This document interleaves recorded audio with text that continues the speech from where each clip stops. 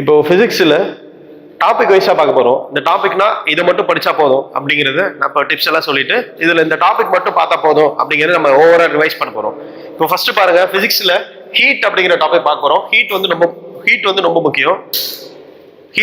முக்கியம். அந்த ஹீட்ல இருந்து கொஸ்டின்ஸ் கேட்பாங்க. ஹீட்னா வெப்பம். வெப்பத்துல இருந்து கண்டிப்பா ஒரு கொஸ்டின் வரும். அதுல ஒரு கொஸ்டின் எப்படி நிச்சயமா வாங்குறது அப்படிங்கறத நம்ம இந்த வீடியோஸ் பார்த்தாவே போதும், மத்த எந்த புக்குமே படிக்க தேவையில்லை, இதை மட்டும் படிச்சாவே போதும் அப்படிங்கறத நம்ம பத்தி பார்க்க போறோம். இப்போ ஃபர்ஸ்ட் ஹீட் அப்படின்னா என்னன்னா it is a form of energy அப்படின்னு சொல்றாங்க. ஹீட் வந்து ஒரு வகை ஆற்றல், வெப்பம் ஒரு வகை ஆற்றல். வெப்பத்தின் அலகு ஜூல் அப்படின்னு சொல்றாங்க. ஏன்னா ஆற்றலின் அலகு ஜூல் அப்படிங்கிறனால வெப்பத்தின் அலகு ஜூல்னு சொல்றாங்க. Heat is a form of energy. வெப்பத்தின் அலகு ஜூல் அப்படிங்கிறனால ஆற்றலின் அலகு ஜூல் அப்படின்னு சொல்றாங்க. ஆற்றலின் அலகு ஜூல் அப்படின்னா வெப்பத்தின் அலகு ஜூல் தான். SI யூனிட் ஆஃப் ஹீட் அப்படின்னா ஜூல் தான். இப்ப அடுத்து ஒரு பொருள்ல இருந்து அக ஆற்றல்லாம் இன்டர்னல் எனர்ஜின்னு சொல்லுவாங்க. அக ஆற்றல் ஒரு பொருளில் இருந்து வெளிப்படும் போது அது வெப்ப ஆற்றல் எனப்படுகிறதுன்னு சொல்றாங்க. அக ஆற்றல் ஒரு பொருளில் இருந்து வெளிப்படும் போது அது வெப்ப ஆற்றல் எனப்படுகிறது. அக ஆற்றல் அப்படின்னா kinetic energy plus potential energy. Kinetic energy தான் இயக்க ஆற்றல் மற்றும் நிலையாற்றல். இது ரெண்டோட கூட்டுத்தொகை தான் அக ஆற்றல். when internal energy flows out is called heat energy சொல்றாங்க. எந்த ஒரு பொருளா இருந்தாலும் சரி, ஒரு பொருள்ல இருந்து எப்போ அக ஆற்றல் வெளிப்படுதோ அதான் வந்து ஹீட் எனர்ஜி சொல்றாங்க. புரியுதுங்களா? அப்போ ஹீட்னா இத பேசிக்ஸ் பார்த்தாச்சு. பிசிக்ஸ் பொறுத்த வரைக்கும் SI யூனிட் கண்டிப்பா கேட்பாங்க. அப்போ ஹீட்னா என்ன? ஹீட்டோட SI யூனிட் என்ன? ஜூல். அவ்வளவுதான். ஹீட்னா என்ன? ஹீட்டோட SI யூனிட் ஜூல். அடுத்து நெக்ஸ்ட் வெப்பத்தின் விளைவுகள் பத்தி பார்க்க போறோம். வெப்பத்தின் விளைவுகள், இதுல இருந்து ஒரு क्वेश्चन கம்பல்சரி கேட்பாங்க. வெப்பத்தின் விளைவுகள் அப்படின்னா இப்போ இதுல ஒரே ஒரு பாயிண்ட் ஈஸியா கேட்கலாம். எல்லாத்தையும் படிக்கிறத விட நம்ம எப்படி ஸ்மார்ட் ஒர்க் பண்ணி படிக்கிறது, எப்படி ஈஸியா படிக்கிறது அப்படிங்கிற பத்தி பார்க்க போறோம். ஓகே, அப்ப வெப்பத்தின் விளைவுகள் அப்படின்னா மொத்தம் 4 விளைவுகள் ஏற்படும். ஃபர்ஸ்ட் வந்து விரிவடையும். எந்த ஒரு பொருளை வெப்பப்படுத்தினாலும் அது விரிவடையும். எக்ஸ்பாண்ட் ஆகும்னு சொல்லுவாங்க. விரிவடைதல்ல எக்ஸ்பாண்ட் ஆகுதல். அடுத்து வெப்பநிலை மாற்றம், சேஞ்ச் இன் டெம்பரேச்சர். வெப்பநிலை கண்டிப்பா ரைஸ் ஆகும் வெப்பப்படுத்தணும்னா. அடுத்து சேஞ்ச் இன் ஸ்டேட், நிலை மாற்றம் ஏற்படும். வெப்பநிலை மாற்றம் ஏற்படும் சொல்லுவாங்க. அடுத்து கெமிக்கல் சேஞ்ச் அப்படின்னா வேதியியல் மாற்றம் ஏற்படும் சொல்லுவாங்க. இப்ப பாருங்க, ஃபர்ஸ்ட் இந்த 4 மாற்றத்துல ஃபர்ஸ்ட் ஒன்று தான் ரொம்ப முக்கியம். ஒரு பொருளை வெப்பப்படுத்தும் போது திடப்பொருளை விட திரவ பொருள் அதிகமாகவும் திரவ பொருளை விட வாயு பொருள் அதிகமாகவும் வெப்பமடையும். அப்ப இந்த 3 ஸ்டேட்லயே வந்து கேசியஸ் தான் more expandable அப்படின்னு சொல்லுவாங்க. gaseous is more expandable than that of solid, liquid and solid சொல்லுவாங்க. அப்போ solid liquid விட gaseous அதிகமா இருக்கும். இதுல ஒரு எக்ஸாம்பிள் ஸ்கூல் புக்ல கொடுத்திருக்காங்க. என்ன எக்ஸாம்பிள் கொடுத்திருக்காங்கன்னா, ரயில்வே ட்ராக்ல ரயில் தண்டவாளங்கள்ல சிறிய கேப் விடப்பட்டிருக்கும் அப்படின்னு சொல்லிட்டு கொடுத்திருக்காங்க.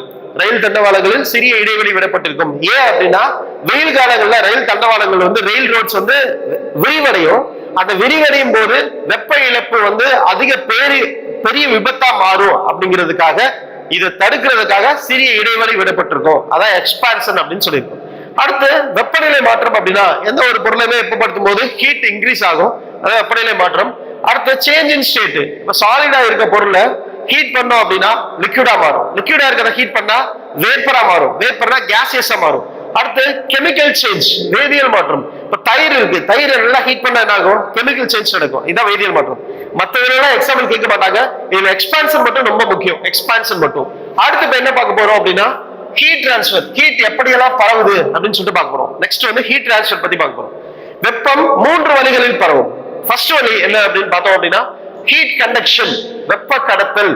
அடுத்து ஹீட் கன்வெக்ஷன், வெப்பச்சலனம். அடுத்து ஹீட் ரேடியேஷன், வெப்ப கதிர்வீச்சு. இது 3 பத்தி ஷார்ட் அண்ட் சிம்பிளா சொல்ல போறேன். இப்போ வெப்ப கடத்தல்ல என்ன, ஷார்ட் அண்ட் சிம்பிளா இதுல எப்படி எல்லாம் क्वेश्चन கேட்பாங்க அப்படின்னு சொல்ல போறேன். ஃபர்ஸ்ட் வெப்ப கடத்தல் அப்படின்னா heat transfer from the region of higher temperature to lower temperature. எப்பொழுதுமே ஹீட் வந்து அதிக வெப்பநிலையில் உள்ள ஒரு பொருளிலிருந்து குறைவான வெப்பநிலையில் உள்ள ஒரு பொருளுக்கு வெப்பம் பரவும். இதுதான் பாசிபிள். லோ டெம்பரேச்சர்ல இருந்து ஹையர் டெம்பரேச்சருக்கு பரவாது. அது வந்து இம்பாசிபிள் சொல்லுவாங்க. அப்போ heat transfer from the region of higher temperature to lower temperature without the actual movement of particle. அப்போ அங்க மூலக்கூறுகளின் உண்மையான இயக்கம் இருக்காது. அதான் without the actual movement of particle. அப்போ heat conduction through solid medium, இது வந்து சாலிட் மீடியம்ல தான் நடக்கும் அப்படின்னு சொல்றாங்க. அதாவது ஒரு பொருளின் அதிக வெப்பநிலையில் உள்ள ஒரு பகுதியிலிருந்து குறைவான வெப்பநிலையில் உள்ள ஒரு பகுதிக்கு மூலக்கூறுகளின் உண்மையான இயக்கம் இன்றி வெப்பம் பரவும் நிகழ்வுதான் வெப்ப கடத்தல். இது பொதுவா எதுல நடக்கும் அப்படின்னா சாலிட் மீடியம்ல நடக்கும். சாலிட் அப்படின்னா திடப்பொருள்ல நடக்கும் அப்படின்னு சொல்லுவாங்க, திடப்பொருள். இப்ப இதுக்கு ஹீட் கண்டக்ஷன் தான் பார்த்தாச்சு. ஹீட் கண்டக்ஷன் என்ன சொல்லியிருக்கோம்? அதிக வெப்பநிலையில் உள்ள ஒரு பொருளிலிருந்து குறைவான வெப்பநிலையில் உள்ள ஒரு பொருளுக்கு வெப்பம் பரவும், ஆனா உண்மையான இயக்கம் இருக்காதுன்னு சொல்றாங்க. Without the actual movement of particle. அதுல எக்ஸாம்பிள் வந்து சாலிட் மீடியம்ல நடக்கும்னு சொல்லியிருக்கோம். அடுத்து அன்றாட வாழ்வில் வெப்ப கடத்தல் அப்படிங்கிற பத்தி சொல்றாங்க. அன்றாட வாழ்வில் வெப்ப கடத்தல் என்ன? அன்றாட வாழ்வில் வெப்ப கடத்தல்னா heat conduction in daily life என்னென்ன இருக்கு அப்படின்னு சொல்றாங்க. இப்போ உலோகங்கள் சிறந்த வெப்ப கடத்தியாக இருப்பதால், உலோகம்னா மெட்டல் சொல்லுவாங்க. மெட்டல்ஸ் உலோகங்கள் சிறந்த வெப்ப கடத்தியாக இருப்பதால் இது வந்து சமைக்கும் பாத்திரங்களாக பயன்படுகிறது அப்படின்னு சொல்றாங்க.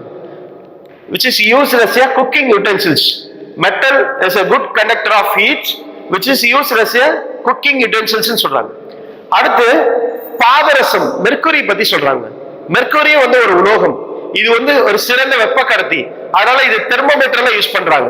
Mercury is a good conductor of heat which is used in thermometer. வெப்பநிலை பாணிகளில் பயன்படுகிறது. Second point. ஃபர்ஸ்ட் பாயிண்ட் என்ன சொன்னா? ஜெனரலா உலோகம் சொன்னோம், அடுத்து மெர்க்குரி சொன்னோம். அடுத்து ஸ்கூல் புக்ல என்ன கொடுத்துருக்காங்க அப்படின்னா கம்பளி ஆடைகள் பத்தி கொடுத்துருக்காங்க. கம்பளி ஆடை woolen cloth is a bad conductor of heat. இது வந்து ஒரு அறுதிர் கடத்தி. இது நம்ம உடல்ல உள்ள வெப்பத்தை வெளியில கடத்தாது, வெளியே உள்ள ஜில்னஸா உள்ள கடத்தாது. அதான் அறுதிர் கடத்தி. அப்ப வெப்ப கடத்தலுக்கு 3 எக்ஸாம்பிள் கொடுத்துருக்காங்க. இது திடப்பொருள்ல நடக்கும், அவ்வளவுதான். நெக்ஸ்ட் வெப்ப சலனம். செகண்ட் ஒன் என்ன பார்க்க போறோம்னா வெப்பச்சலனம். வெப்பச்சலனம் என்னன்னா அதே மாதிரிதான் heat transfer from region of higher temperature to lower temperature with actual movement of particle. அங்க without னு பார்த்தோம், இங்க with actual movement of particle. தமிழ்ல அதிக வெப்பநிலையில் உள்ள ஒரு பொருளிலிருந்து குறைவான வெப்பநிலையில் உள்ள ஒரு பொருளுக்கு மூலக்கூறுகளின் உண்மையான இயக்கத்தால், இங்க கொடுத்திருக்கோம், மூலக்கூறுகளின் உண்மையான இயக்கத்தால் வெப்பம் பரவும் நிகழ்வுதான் ஹீட் கன்வெக்ஷன் அப்படின்னு சொல்றாங்க. கன்வெக்ஷன் தமிழ்ல வெப்பச்சலனம் அப்படின்னு சொல்றாங்க. Heat transfer from the region of higher temperature to lower temperature with actual movement of particle. இது பொதுவா எங்க நடக்கும் அப்படின்னா லிக்விட்ல நடக்கும். இது சாலிட்ல நடக்கும், இது லிக்விட்ல நடக்கும். ஓகேங்களா? இதுதான் ஹீட் கன்வெக்ஷன். கன்வெக்ஷன் வந்து பொதுவா லிக்விட்ல நடக்கும், with the actual movement of particle இருக்கும். அதனால தான் கன்வெக்ஷன் சொல்றாங்க. இதுக்கு எக்ஸாம்பிள் கொடுத்திருக்காங்க. ஹீட் கன்வெக்ஷன் இன் டெய்லி லைஃப். அதுல ஃபர்ஸ்ட் பார்த்தோம் அப்படின்னா காற்றோட்டம். நம்ம பேசுறது எல்லாமே வெப்பச்சலனத்தின் மூலமா சொல்லுது. விண்ட்ஸ் ஃப்ளோவிங், இது எல்லாமே வெப்பச்சலனம். First example. செகண்ட் எக்ஸாம்பிள் சூடான காற்று பலூன்கள், அதாவது ஹாட் ஏர் பலூன்ஸ் பத்தி சொல்றாங்க. சூடான காற்று பலூன்கள், ஹாட் ஏர் பலூன்ஸ் பத்தி சொல்றாங்க. Next sea breeze, land breeze, கடல் காற்று, நிலக்காற்று. நம்ம ஜியோகிராஃபில படிச்சிருக்கோம். கடல் காற்று, நிலக்காற்று, இதெல்லாம் வெப்பச்சலனத்தினாலதான் ஏற்படுது அப்படின்னு சொல்றாங்க. நெக்ஸ்ட் புகை போக்கிகள். இந்த கிச்சன்ல வச்சிருப்பாங்கல்ல, சிம்னி சொல்லுவாங்க. சிம்னி, புகை போக்கிகள். இங்க ரூம்ல ஃபுல்லா, கிச்சன் ரூம்ல ஃபுல்லா ஹீட்டா இருந்துச்சுன்னா இந்த புகையெல்லாம் வெளியே ஏற்படுறதுக்காக புகை போக்கிகள். இது எல்லாமே ஹீட் பலூன்ஸ். இது எல்லாமே வெப்பச்சலனத்தின் அடிப்படையில் தான் செயல்படுதுன்னு சொல்றாங்க. அப்புறம் லைட் ஆர் ஃபேன்ல உள்ள கருப்பு கரை, பேக் சைடுல உள்ள கருப்பு கரை, இது எல்லாமே வெப்பச்சலனம். அப்ப ஹீட் கன்வெக்ஷனுக்கு என்ன சொல்லியிருக்கோம்? எக்ஸாம்பிள் காற்றோட்டம், சூடான காற்று பலூன்கள், ஹாட் ஏர் பலூன்ஸ், அப்புறம் சீ பிரீஸ், லேண்ட் பிரீஸ், இத பத்தி எல்லாம் சொல்லியிருக்கோம். சீ பிரீஸ், லேண்ட் பிரீஸ் பத்தி சொல்லியிருக்கோம். கடல் காற்று, நிலக்காற்று சொல்லியிருக்கோம். அப்புறம் புகை போக்கிகள், சிம்னிஸ் பத்தி சொல்லியிருக்கோம். அப்புறம் லைட் அல்லது ஃபேனோட பேக் கவர்ல உள்ள கருப்பு கரை, இது எல்லாமே வெப்பச்சலனத்தினாலதான் ஏற்படுது அப்படின்னு சொல்றாங்க. வெப்பச்சலனம். அடுத்து மூணாவது நம்ம என்ன பார்க்க போறோம் அப்படின்னா ஹீட் ரேடியேஷன். தமிழ்ல வெப்ப கதிர்வீச்சு. வெப்ப கதிர்வீச்சுனா என்னன்னா சிம்பிள், அதாவது வெப்பமானது heat transfer in the form of electromagnetic waves அப்படின்னு சொல்லுவாங்க. Heat transfer in the form of electromagnetic waves. தமிழ்ல வெப்பம் மின்காந்த அலைகளாக ஒரு இடத்திலிருந்து மற்றொரு இடத்திற்கு மின்காந்த அலைகளாக வெப்பம் பரவும் நிகழ்வுதான் வெப்ப கதிர்வீச்சுன்னு சொல்றாங்க. இப்ப சூரியனின் கதிர்கள் எல்லாமே நம்ம பூமிக்கு வந்து வெப்ப கதிர்வீச்சு மூலமா தான் நிகழ்கிறது அப்படின்னு சொல்றாங்க. அதாவது sunrays reaches as in the form of electromagnetic waves அப்படி சொல்றாங்க. electromagnetic waves இது மூலமா பரவுச்சுனா ஹீட் ரேடியேஷன். அப்புறம் 0 கெல்வின் வெப்பநிலைக்கு அதிகமா உள்ள பொருட்கள் எல்லாமே வெப்பத்தை உமிழும். ஸ்பான்டேனியஸா கதிர்வீச்சு உமிழும் சொல்றாங்க, எக்ஸாம்பிள் சொல்றாங்க. அப்போ சூரியனின் கதிர்கள் எல்லாமே மின்காந்த அலைகளுக்கு எக்ஸாம்பிள் சொல்றாங்க. இதுல கன்வெக்ஷன், ஹீட் ரேடியேஷன் இன் டெய்லி லைஃப், அதாவது வெப்ப கதிர்வீச்சுக்கு என்ன எக்ஸாம்பிள் சொல்றாங்க அப்படின்னு பார்த்தோம்னா ஹீட் ரேடியேஷன் இன் டெய்லி லைஃப். இதுக்கு என்ன எக்ஸாம்பிள் அப்படின்னா, இப்போ ஷைனி சர்ஃபேஸ், இப்போ ஒயிட் கலர் ஷர்ட் வந்து ரேடியேஷன் வந்து ரிஃப்ளெக்ட் பண்ணும், இதே பிளாக் கலர் ஷர்ட் வந்து ரேடியேஷனை அப்சர்வ் பண்ணும். அப்புறம் குக்கிங் யூட்டென்சில்ஸ், பாத்திரங்கள்லாம் இருக்குல்ல, சமைக்கும் பாத்திரங்கள்ல அடிப்பகுதியில கருமை நிற மண்ணம் இருக்கும். அந்த கருமை நிற மண்ணம் என்ன பண்ணும்னா நிறைய ரேடியேஷனை அப்சர்வ் பண்ணுன்னு சொல்லுவாங்க, அதனால கருமை நிற மண்ணம் இருக்கும். அப்புறம் ஃபிளைட் எல்லாம் ஏரோப்ளேன், வானூர்தி, விமானங்கள், இது எல்லாமே வந்து ஒயிட் கலர்ல பாலிஷ்டா இருக்கும். ஏன் அப்படின்னா மோர் ரேடியேஷன் வந்து ரிஃப்ளெக்ட் பண்றதுக்காக ஒயிட் கலர்ல இருக்கும். இதுதான் ரேடியேஷனோட எக்ஸாம்பிள். புரியுங்களா? ரேடியேஷன் எக்ஸாம்பிள் என்ன சொல்லியிருக்கோம்? ஃபர்ஸ்ட் என்ன சொல்லியிருக்கோம்? ரேடியேஷனுக்கு எக்ஸாம்பிள், அதாவது ஒயிட் கலர் ஷர்ட் தான் ஒளி கதிர்வீச்சை எதிரொலிக்கும். கருப்பு கலர் கரும நிறம் சார்ந்த ஆடைகள் வந்து கதிர்வீச்சை உட்க வரும். அப்புறம் சமைக்கும் பாத்திரங்களின் அடிப்பகுதியில் குக்கிங் யூட்டென்சில்ல பேக் வந்து எல்லாமே என்ன இருக்குன்னா பிளாக் அண்ட் சொல்லுவாங்க, கருமை நிற வண்ணம், அது வந்து அதிக கதிர்வீச்சை உட்க வரும் அப்படின்னு சொல்லுவாங்க. அடுத்து surface of airplane are highly polished, ஏன்னா மோர் ரேடியேஷன் வந்து ரிஃப்ளெக்ட் பண்றதுக்காக ஹைலி பாலிஷ்டு. இப்போ மோட்ஸ் ஆஃப் ஹீட் ட்ரான்ஸ்ஃபர்ல பார்த்தோம் அப்படின்னா 3 மோட்ஸ் ஆஃப் ஹீட் ட்ரான்ஸ்ஃபர் பார்த்தாச்சு. Conduction, convection, radiation. கண்டக்ஷன் என்ன, கன்வெக்ஷன் என்ன, ரேடியேஷன் என்ன பார்த்துப்போம். இதுல இருந்து ஒரு क्वेश्चन கம்பல்சரி கேட்பாங்க. நம்ம ஃபர்ஸ்ட் ஹீட்ல என்ன எக்ஸாம்பிள், ஹீட்ல என்ன டெஃபினிஷன், அது ஹீட்ல என்ன எஃபெக்ட்ஸ் பார்த்திருக்கோம். கேசியஸ் பார்ட்டிகல் தான் அதிகமா வெப்பமடையும் அப்படின்னு சொல்லிட்டு பார்த்திருக்கோம், சாலிட் லிக்விடை விட. அடுத்து மோட்ஸ் ஆஃப் ஹீட் ட்ரான்ஸ்ஃபர் பார்த்திருக்கோம். ஓகேங்களா? நெக்ஸ்ட் அடுத்து என்ன பார்க்க போறோம் அப்படின்னா, அடுத்து வெப்பநிலை பற்றிய கருத்து பார்க்க போறோம். அதாவது கான்செப்ட் ஆஃப் டெம்பரேச்சர். டெம்பரேச்சர் தான் என்ன அப்படின்னா ஒரு பொருளோட சூடான அல்லது குளிர்ச்சியான நிலை தான் வெப்பநிலைன்னு சொல்றாங்க. அதாவது it is the degree of hotness or coldness of a substance. அதாவது it is the degree of hotness or coldness. எந்த ஒரு பொருளுமே எடுத்துட்டாலும் ஒன்னு ஹாட்டா இருந்துச்சு அப்படின்னா வெப்பநிலை வந்து அதிகமா இருக்குன்னு அர்த்தம், இது கோல்டா இருந்துச்சு அப்படின்னா வெப்பநிலை கம்மியா இருக்குன்னு அர்த்தம். அதான் it is the degree of hotness or coldness of a substance அப்படின்னு சொல்றாங்க. வெப்பம் அல்லது குளிர்ச்சியான நிகழ்வு அப்படிங்கிறதா வெப்பநிலை. இப்ப வெப்பநிலையின் அலகு, இதுல क्वेश्चन கேட்பாங்க, வெப்பநிலையின் அலகு எஸ்ஐ யூனிட் என்னன்னு கேட்பாங்க. இப்ப வெப்பநிலையின் எஸ்ஐ அலகுனா SI unit of temperature. SI unit of temperature என்னன்னா கெல்வின் தான் எஸ்ஐ அலகு. டிகிரி செல்சியஸ் சொல்லக்கூடாது, மறந்துட்டு. எஸ்ஐ அலகுன்னு பார்த்தோம்னா டெம்பரேச்சருக்கு வந்து கெல்வின் தான். ஆனா தினசரி பயன்பாட்டுல, டே டு டே லைஃப்ல வந்து தினசரி பயன்பாட்டுல என்ன பயன்படுத்துறோம்னா டிகிரி செல்சியஸ் பயன்படுத்துறோம், டிகிரி செல்சியஸ். அப்புறம் மனித உடம்பின் வெப்பநிலை அளக்க ஃபாரன்ஹீட் பயன்படுத்துறாங்க. நமக்கு ஃபீவர் ஏதாவது இருந்துச்சு அப்படின்னா அதை வந்து ஃபாரன்ஹீட்ல தான் மோஸ்ட்லி சொல்லுவாங்க. மனித உடம்பின் வெப்பநிலை வந்து ஃபாரன்ஹீட்ல சொல்றாங்க. மனித உடம்பின் வெப்பநிலை எவ்வளவு இருக்கும் அப்படின்னா 98.4 டிகிரி ஃபாரன்ஹீட்ல இருந்து 98.6 டிகிரி ஃபாரன்ஹீட்.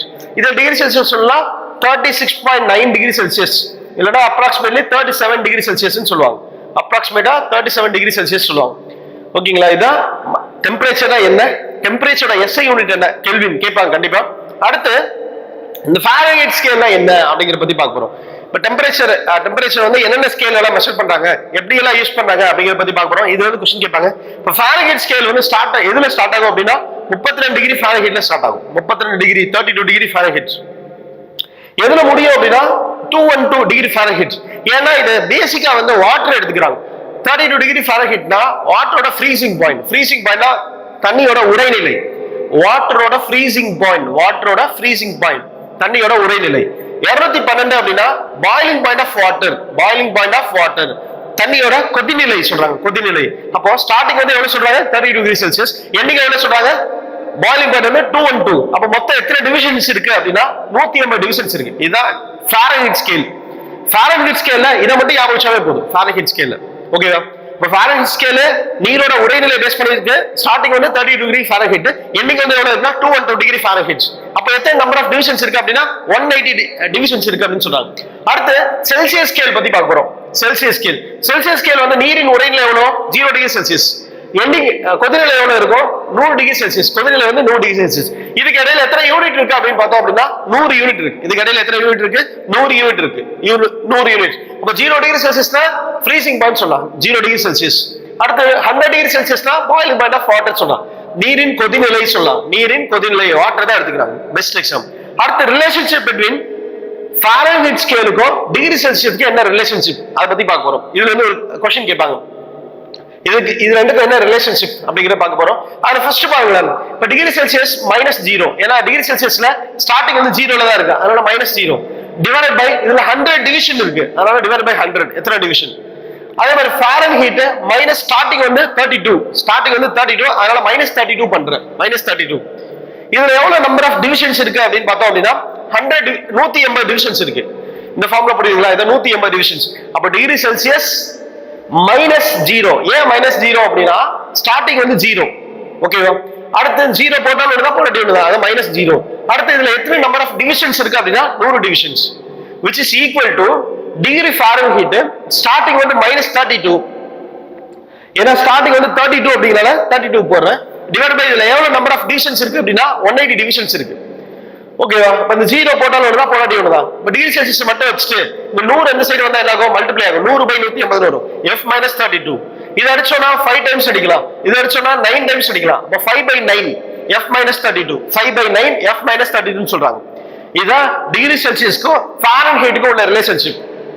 டிகிரி செல்சியஸ்க்கும் ஃபாரன்ஹீட்டுக்கும் உள்ள ரிலேஷன்ஷிப் இவ்வளவுதாங்க. அடுத்து நெக்ஸ்ட் என்ன பார்க்க போறோம்னா கெல்வின் ஸ்கேல். கெல்வின் ஸ்கேல் என்னன்னா இது வந்து ஒரு அப்சல்யூட் ஸ்கேல் சொல்லுவாங்க, தனி அளவீடு அப்படின்னு சொல்றாங்க. கெல்வின் ஸ்கேல் அப்படின்னா அப்சல்யூட் ஸ்கேல், இது தனி அளவீடுன்னு சொல்றாங்க. இது அப்சல்யூட் ஸ்கேல் சொல்றாங்க. அதாவது 273.16 கெல்வின் அல்லது 0 கெல்வின் வெப்பநிலையில 0 கெல்வின், இது வந்து 0 கெல்வின் சொல்லுவாங்க. இது degree Celsius 273.16 degree Celsius, 273.16 degree Celsius அல்லது 0 கெல்வின் வெப்பநிலையில எல்லா வாயுக்களின் அழுத்தமும் சுழியாயிரும். Extrapolate to 0 for all gases 0 Kelvin or 273.16 degree Celsius. இந்த வெப்பநிலையில எல்லா வாயுக்களின் அழுத்தம் for all gases the pressure extrapolate to 0, எல்லா வாயுக்களின் அழுத்தமும் சுழியாகிவிடும். அந்த வெப்பநிலைக்கு பேர் தான் தனிச்சுழி வெப்பநிலை. அந்த வெப்பநிலைக்கு பேர் என்னது?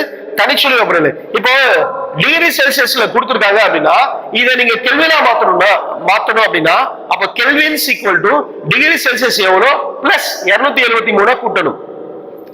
இதே டிகிரி செல்சியஸ்ல வந்து கெல்வின்ல இருந்து டிகிரி செல்சியஸ் கன்வெர்ட் பண்ணோம் அப்படின்னா அப்ப kelvin -273 which is equal to degree Celsius. அப்ப 0 கெல்வின் வந்து தனிச்சுழி வெப்பநிலை அப்படின்னா 0 கெல்வின் தனிச்சுழி வெப்பநிலைனா இதை டிகிரி செல்சியஸா மாத்தணும் அப்படின்னா 0 - 273 பண்ணணும், 0.16. இப்ப இதை பண்ணீங்க அப்படின்னா இதுக்கு வந்து முன்னாடி மைனஸ் வருங்க, -273.16 டிகிரி செல்சியஸ் அல்லது 0 கெல்வின் வெப்பநிலையில எல்லா வாயுக்களின் அழுத்தமும் சுழியாகிவிடும் அப்படின்னு சொல்லுவாங்க. எல்லா வாயுக்களின் அழுத்தமும் சுழியாகிவிடும், ரொம்ப ஜில்லுன்னு இருக்கும். அதனால இதை தனிச்சுழி வெப்பநிலை. எந்த ஒரு பொருளுமே ஆடவும் ஆடாது, அசைவும் செய்யாது. அதுதான் இந்த வெப்பநிலை பற்றிய கருத்து. ஸ்கேல்ஸ் எல்லாம், வெப்பநிலை ஸ்கேல்ஸ் எல்லாம் எதுல எடுக்கிறாங்க? ஃபாரன்ஹீட் பார்த்திருக்கோம், டிகிரி செல்சியஸ் பார்த்திருக்கோம், அப்புறம் கெல்வின் ஸ்கேல் பார்த்திருக்கோம். கெல்வின் ஸ்கேல் தான் அப்சல்யூட் ஸ்கேல். இதுல ஒரு question, what is what question கேட்பாங்க. அதாவது தனிச்சுழி வெப்பநிலை என்பது என்ன அப்படிங்க பத்தி கேட்பாங்க. தனிச்சுழி வெப்பநிலை என்பது அப்சல்யூட் ஸ்கேல் அப்படின்னா 0 கெல்வின் சொல்லணும், ஏன்னா கெல்வின் சயின்டிஸ்ட் கண்டுபிடிச்சாரு. அப்படி இல்லைன்னா டிகிரி செல்சியஸ்ல சொல்லணும்னா -273.16 டிகிரி செல்சியஸ் சொல்லும். ஏன்னா எல்லா வாயுக்களின் அழுத்தமும் அந்த டெம்பரேச்சர்ல தான் வந்து சுழியா இருக்குமா, எந்த சேஞ்சஸுமே நடக்காது, எந்த மூவ்மெண்ட்மே இருக்காது. அதனாலதான் அது அப்சல்யூட் ஸ்கேல்னு சொல்றாங்க. புரியுதுங்களா? அடுத்து தெர்மோமீட்டர் பத்தி லைட்டா பார்க்க போறோம். தெர்மோமீட்டர்னா வெப்பநிலையை அளக்க பயன்படும் இன்ஸ்ட்ருமெண்ட் தான் தெர்மோமீட்டர், வெப்பநிலைமானி. It's an instrument used to measure the temperature. தெர்மோமீட்டர்ல மோஸ்ட்லி என்ன பயன்படுத்துறாங்கன்னா Hg, மெர்க்குரி பயன்படுத்துறாங்க. மெர்க்குரி ஏன் பயன்படுத்துறாங்க அப்படின்னா இது வந்து ஒரு மெட்டல், ஒரு சீர்தளவு வெப்பநிலை மாற்றத்திற்கும் சீராக உயர்வடையும் சொல்றாங்க. இட் இஸ் யூனிஃபார்ம்லி எக்ஸ்பாண்டபிள் அப்படின்னு சொல்றாங்க. இட் இஸ் a metal அப்படிங்கறனால யூனிஃபார்ம்லி எக்ஸ்பாண்ட் ஆகும், கண்ணாடியில ஒட்டாது. Dust are sticky to the glass, கண்ணாடியில் ஒட்டாதுன்னு சொல்றாங்க. யூனிஃபார்மா விரிவடையும். இது வந்து ஒரு மெட்டல், சிறந்த வெப்ப கடத்தி அப்படிங்கறனால மெர்க்குரி யூஸ் பண்றாங்க.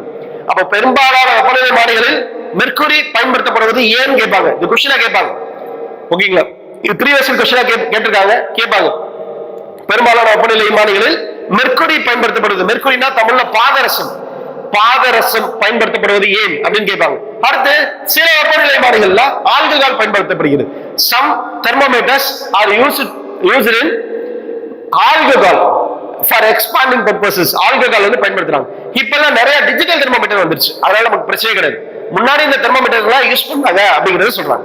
ஓகேங்களா? அப்ப டெம்பரேச்சர் என்ன, டெம்பரேச்சர் எப்படி எல்லாம் மெஷர் பண்ணலாம், இதுக்கெல்லாம் என்னென்ன ரிலேஷன்ஷிப் அப்படிங்கறத பார்த்திருக்கோம்.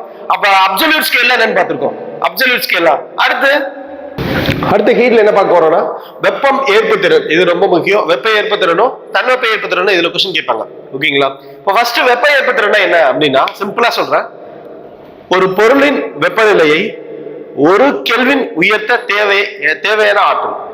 எந்த ஒரு பொருள் வேணாலும் எடுத்துக்கலாம். இப்போ இந்த ஒரு பொருளின் வெப்பநிலையை எந்த பொருள் வேணாலும் எடுத்துக்கலாம். இந்த பொருளின் வெப்பநிலையை 1 கெல்வின் உயர்த்த தேவையான ஆற்றல். அதான் என்ன சொல்லியிருக்காங்க அப்படின்னா amount of heat energy required to rise the temperature of a body by 1 degree Celsius. The amount of heat energy required to rise the temperature of a body by 1 degree Celsius. தமிழ்ல ஒரு பொருளின் வெப்பநிலையை 1 degree Celsius உயர்த்துவதற்கு தேவையான வெப்ப ஆற்றல். ஒரு பொருளின் வெப்பநிலையை 1 டிகிரி செல்சியஸ் உயர்த்துவதற்கு எவ்வளவு வெப்ப ஆற்றல் தேவை? அதான் என்ன சொல்றாங்க அப்படின்னா ஹீட் கெப்பாசிட்டி அப்படின்னா quantity of heat required by rise in temperature. இப்போ ஹீட் கெப்பாசிட்டி அப்படின்னா SI யூனிட் வந்து இதோட SI யூனிட் கேட்பாங்க. தமிழ்ல quantity of heat required அப்படின்னா தேவையான வெப்ப ஆற்றல் டிவைடட் பை வெப்பநிலை. வெப்பநிலை அப்படின்னா வெப்பநிலை உயர்வு, ரைஸ் இன் டெம்பரேச்சர் அப்படின்னு எழுதலாம். ரைஸ் இன் டெம்பரேச்சர்னா வெப்பநிலை உயர்வு அப்படின்னு சொல்லலாம். இதோட SI யூனிட் பார்த்தோம் அப்படின்னா ஜூல் பெர் கெல்வின். இதோட SI யூனிட் என்ன சொல்லுவாங்க? Joule per kelvin. அப்போ ஒண்ணுமே இல்ல, சிம்பிள். ஒரு பொருளோட வெப்பநிலையை 1 கெல்வின் உயர்த்த எவ்வளவு ஆற்றல் தேவை, அதாவது வெப்ப ஆற்றல் தேவை அப்படின்னு சொல்றதா ஹீட் கெப்பாசிட்டி.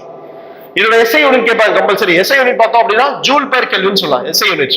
அதர் யூனிட்ஸ் என்ன சொல்லலாம் அப்படின்னா calorie per degree Celsius. Other யூனிட்னா calorie per degree Celsius, kilo calorie per degree Celsius, joule per degree Celsius அப்படின்னு சொல்லலாம். இதெல்லாம் அதர் யூனிட். இதை வந்து எக்ஸாம்ல கேட்க மாட்டாங்க, ஆனா SI யூனிட் தான் கேட்பாங்க. SI யூனிட் வந்து பார்த்தோம்னா ஜூல் பெர் கெல்வின் சொல்லலாம். SI யூனிட் வந்து ஜூல் பெர் கெல்வின். ஓகேவா? அப்போ ஹீட் கெப்பாசிட்டி என்னது? ஒரு பொருளின் வெப்பநிலையை 1 கெல்வின் உயர்த்த எவ்வளவு ஆற்றல் தேவை, அதான். நெக்ஸ்ட் ஸ்பெசிபிக் ஹீட் கெப்பாசிட்டி அப்படின்னா ஸ்பெசிபிக்கா சொல்றது. ஸ்பெசிபிக் ஹீட் கெப்பாசிட்டினா தமிழ்ல தன்வெப்ப ஏற்புத்திறன். இப்ப தன்வெப்ப ஏற்புத்திறன் என்னன்னா amount of heat energy. இதுவும் அதேதான். amount of heat energy required to rise 1 kilogram of a substance by 1 Kelvin. அதாவது 1 கிலோகிராம் நிறையுள்ள, இங்க இருந்து என்ன சொன்னா ஜெனரலா ஒரு பொருள் சொன்னோம். இங்க என்ன சொல்ல போறோம் அப்படின்னா 1 கிலோகிராம், சிம்பிளா சொல்லணும் அப்படின்னா 1 கிலோகிராம் நிறையுள்ள பொருளை 1 கெல்வின் உயர்த்த எவ்வளவு ஆற்றல் தேவை அப்படின்னு சொல்றதா தன்வெப்ப ஏற்புத்திறன். அதாவது amount of heat energy required to rise the temperature of 1 kilogram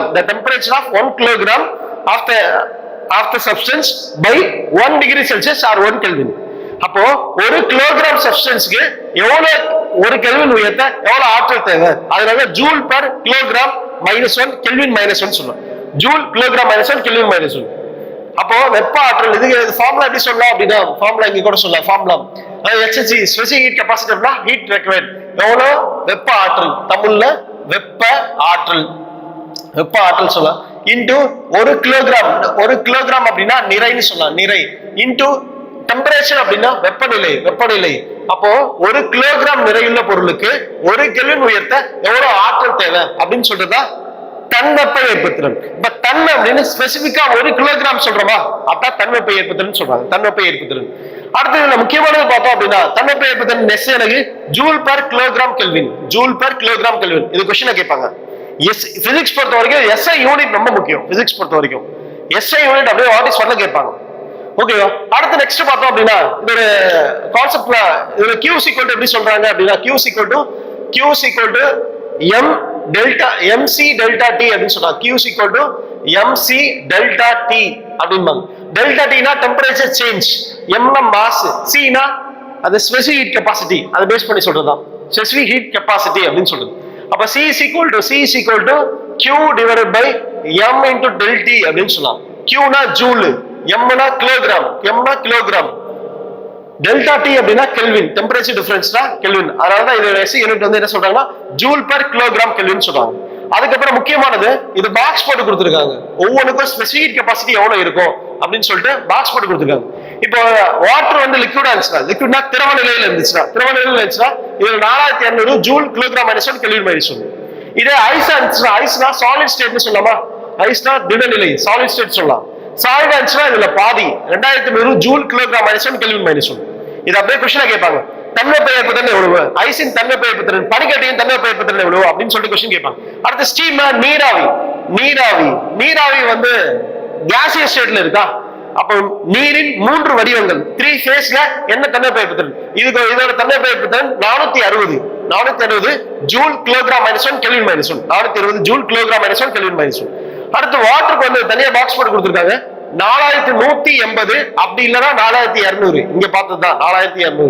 அடுத்து சி வாட்டர் தான் கடல் நீரோட specific capacity 390, specific heat capacity கடல் நீருக்கு வந்து 390 சொல்றாங்க. அடுத்து ஐஸ் கெரோசின், இது ரெண்டுக்கும் 2100, ஐஸ் கெரோசின் அப்படின்னா 2100. Aluminium 882, glass 502, iron 483, copper 399. இதெல்லாம் ஸ்கூல் புக்ல பாக்ஸ் போட்டு கொடுத்துருக்காங்க, 9th புக்ல கொடுத்துருக்காங்க. அதனால கண்டிப்பா கேட்பாங்க, பாக்ஸ் போட்டு இருக்கிறது எல்லாமே கண்டிப்பா படிச்சவங்க.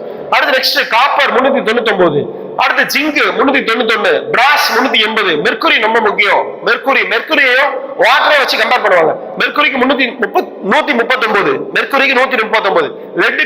லெட்டுனா காரியம் ஈயம் சொல்லுவாங்க 130. இப்போ ஸ்பெசிபிக் கெபாசிட்டி ஆஃப் வாட்டர் மெர்க்குரியை விட 30 மடங்கு அதிகம். The specific heat capacity of water is 30 times greater than the specific capacity of mercury ன்னு சொல்லுவாங்க. Specific capacity of mercury. அதாவது நீரின் தன்வெப்ப திறனானது பாதரசத்தின் தன்வெப்ப திறனை விட 30 மடங்கு அதிகம். ஏன்னா இது 139, இதுல 30 மடங்கு போட்டோம்னா 4200 அப்ராக்சிமேட்டா. ஓகேவா? அதனால எல்லா பொருள்களையும் among the all substances இந்த சப்ஸ்டன்ஸ் எல்லாத்துலயுமே specific capacity of water தான் ரொம்ப ஹையா இருக்குன்னு சொல்றாங்க. among all the substances specific capacity of water is more அப்படின்னு சொல்லுவாங்க. அதனாலதான் இதை வந்து லூப்ரிகண்டா பயன்படுத்துவாங்க, இல்ல கூலண்டா பயன்படுத்துவாங்க. ஆட்டோமொபைல்ல கூலண்டா பயன்படுத்துவாங்க. வாட்டர் வந்து கூலண்டா தனிப்பாடாக பயன்படுகிறது. எல்லா பொருள்களிலும் அதிக தன்வெப்ப திறன் கொண்டது நீர் தான். நீரின் தன்வெப்ப திறன் 4200 ஜூல் கிலோகிராம் -1 கெல்வின் -1. இந்த தன்வெப்ப திறன் கேட்பாங்க, எஸ்ஐ யூனிட் என்ன கேட்பாங்க முக்கியமானது. இப்போ வெப்ப ஏற்பத்திறன் அப்படின்னா SI unit joule per Kelvin, தன்வெப்ப ஏற்பத்திறன்னா SI unit joule per kilogram kelvin.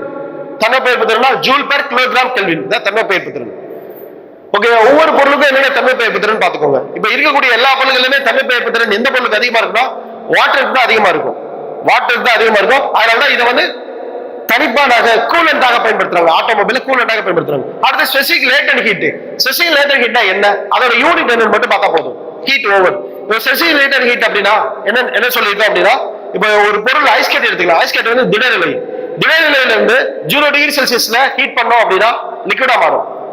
இது வாட்டரை 0 டிகிரி செல்சியஸ்ல ஃப்ரீஸ் பண்ணோம் அப்படின்னா சாலிடா மாறும். அப்போ ஒரு பொருள் திடநிலையில இருந்து திரவநிலைக்கும், திரவநிலையில இருந்து திடநிலைக்கும் அதோட வெப்பநிலை மாறாமல் இருக்கும்போது அதனால் உள்வாங்கப்படும் அப்சார்ப் பண்ற இல்ல ரிலீஸ் பண்ற ஆற்றல் தான் உள்ளுறை வெப்பம்னு சொல்றாங்க. ஒரு பொருளை அதோட ஸ்டேட்டை மாத்திக்கொள்ளும் போது உள்வாங்கப்படும் அல்லது வெளியிடப்படும் வெப்பாற்றலின் அளவுதான் உள்ளுறை வெப்பம்னு சொல்றாங்க. தன் உள்ளுறை வெப்பம். பனிக்கட்டியோட தன் உள்ளுறை வெப்பம் கொடுத்துருக்காங்க புக்ல 336 ஜூல் பர் கிராம் சொல்றாங்க. 336 ஜூல் பர் கிராம் பனிக்கட்டி. ஆனா இதோட SI unit joule per kilogram. Specific latent ஹீட்டோட எஸ்ஐ யூனிட் பார்த்தோம் அப்படின்னா எஸ்ஐ யூனிட் வந்து ஜூல் பர் கிலோகிராம் சொல்லுவாங்க. Joule per kilogram. இது எஸ்ஐ யூனிட் கேட்பாங்க ஒவ்வொன்றுக்குமே. ஒரு பொருள் தன் நிலையிலிருந்து மாற்றிக்கொள்ளும் போது உள்வாங்கப்படும் அல்லது வெளியிடப்படும் வெப்பாற்றலின் அளவுதான் தன் உள்ளுறை வெப்பம் சொல்றாங்க. இதுக்கு வந்து பனிக்கட்டிக்கு எக்ஸாம்பிள் கொடுத்துருக்காங்க. 336 ஜூல் பர் கிராம் கொடுத்துருக்காங்க பனிக்கட்டி.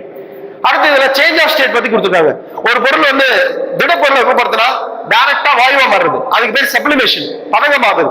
கற்பூரத்தை வெப்பப்படுத்தினா டைரக்டா வாயுவா மாறிடும். இப்போ வாயு வந்து கூல் பண்ணோம் அப்படின்னா கண்டென்சேஷன், அது வந்து லிக்விடா மாறும். அதாவது லிக்விஃபைடு ஹை கம்ப்ரஸ்டு, நம்ம வீட்டுல பயன்படுத்துறோம்ல லிக்விஃபைடு பெட்ரோலியம் கேஸ், இது எல்லாமே ஹை கம்ப்ரஸ்டு கேஸ். அந்த லிக்விட் வந்து நல்லா கம்ப்ரஸ் பண்ணோம் அப்படின்னா கேஸா மாறும். அந்த கேஸ் நல்லா கம்ப்ரஸ் பண்ணோம் அப்படின்னா லிக்விடா மாறும். கேஸை நல்லா கம்ப்ரஸ் பண்ணா லிக்விடா மாறும். நம்ம பெர்ஃப்யூம் யூஸ் பண்றோம்ல அது எல்லாமே லிக்விடா தானே இருக்கு, கம்ப்ரஸ் பண்ண கேஸ். அப்போ திடப்பொருள் வந்து டைரக்டா வாயுக்கு மாறிச்சுன்னா அதுக்கு பேர் சப்ளிமேஷன், பதங்கமாகுது.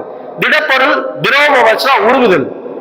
திரவ பொருள் வாயு மாறிச்சுன்னா பாயிலிங், வேப்பரைசேஷன் அப்படின்னு சொல்லுவாங்க.